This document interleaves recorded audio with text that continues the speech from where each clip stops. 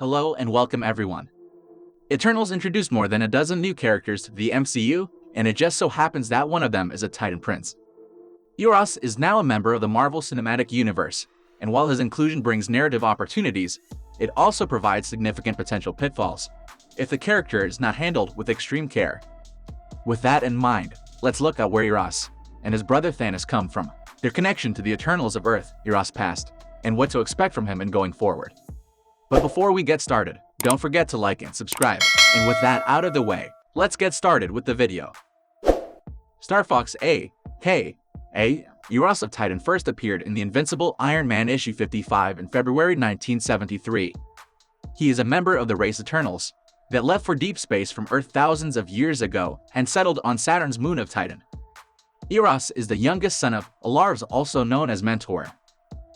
He grew up on Titan to be a fun-loving, carefree adventurer in contrast to his brother Thanos, a power-hungry, nihilistic conqueror. Only when Thanos launched his first major attack on Titan did Eros begin to take his life a bit more seriously. Years later, in a subsequent campaign of terror by Thanos, Eros fought alongside Titan's handful of survivors. Eros joined the alien Captain Marvel in battling Thanos. Eros was held captive, where he found out that Thanos has killed their mother. Finally, Eros was freed from captivity and goes on to meet Iron Man and assist Marvel and the Avengers in the first major defeat of Thanos. Eros and his brother, Thanos, have a custom.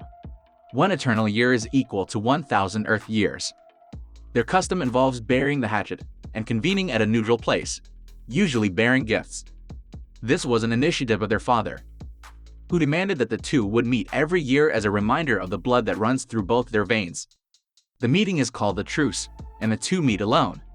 We will see if we can get to see this in the MCU. It will be very interesting to watch. Talking about his powers and abilities. His body has been enhanced by cosmic energy to the point that it ages far more slowly than most humanoids and is superhumanly strong and resistant to harm and immune to terrestrial diseases.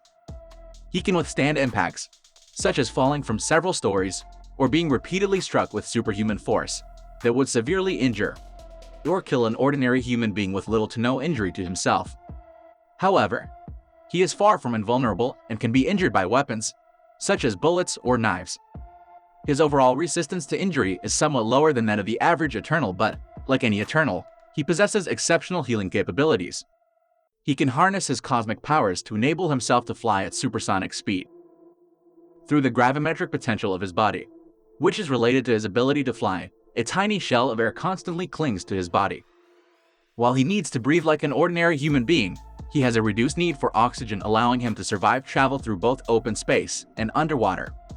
Starfox can also psionically stimulate the pleasure centers in nearby people's brains, making them calm and open to suggestions.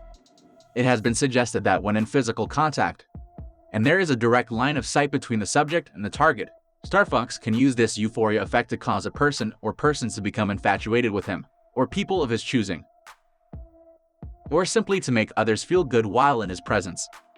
Unfortunately, the euphoria power does not work on his brother Thanos. His psionic powers are possessed to some degree by all Eternals, but he developed them in his own unique manner. Starfox's mental powers do not work on beings whose brains do not have pleasure centers. In the comic series Captain Marvel, Starfox also showed the ability to manipulate gravity, simulating psychokinesis.